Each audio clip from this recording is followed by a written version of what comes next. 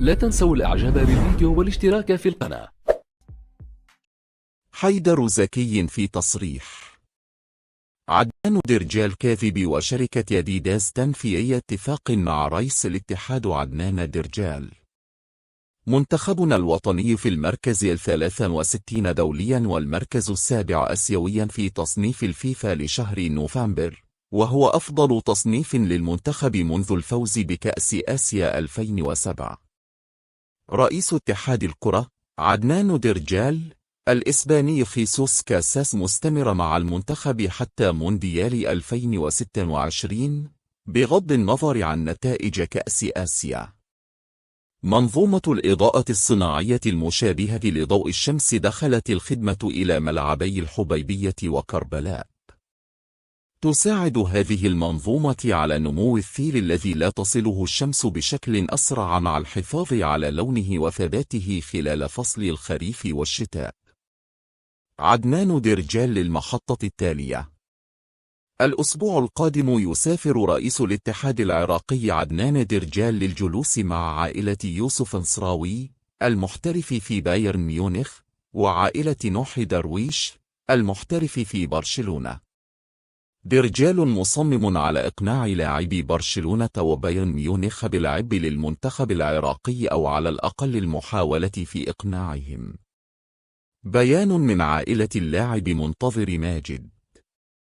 بفضل من الله تم اليوم توقيع نجلنا منتظر ماجد على الأوراق الخاصة بنقل ملفه من الاتحاد السويدي إلى العراقي بعد أن تم جمع الأوراق المطلوبة بالصدد المذكور.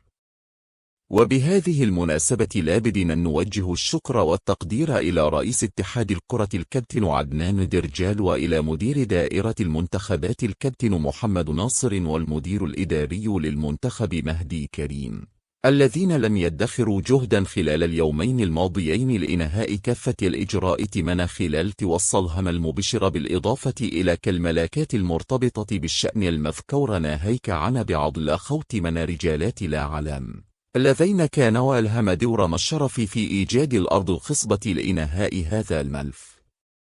كما لابد لنا من الإشارة إلى أن تناقل موضوع منتظر يضع شروط مبالغ فيها ويتهرب من تمثيل منتخب الوطني هو مجرد كلام فارغ ليس له أساس من الصحة وليس له أي شروط، وتم الترويج له بشكل غريب ولا نعرف الدوافع الحقيقية من وراءه، الأمر الذي يتناقض مع تصريحاتنا في أكثر من مناسبة بأن مناطذرها وابن العرق ويزيدها فخرا يمثل بلادها لا ما في مختلف في المحافل، وهذا لديدنا الذي تربي عليه من ثوابت عائلته.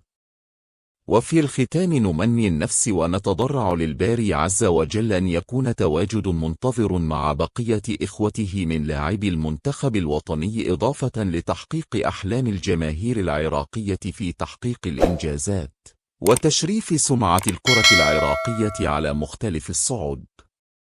عائلة اللاعب منتظر ماجد الحجمي.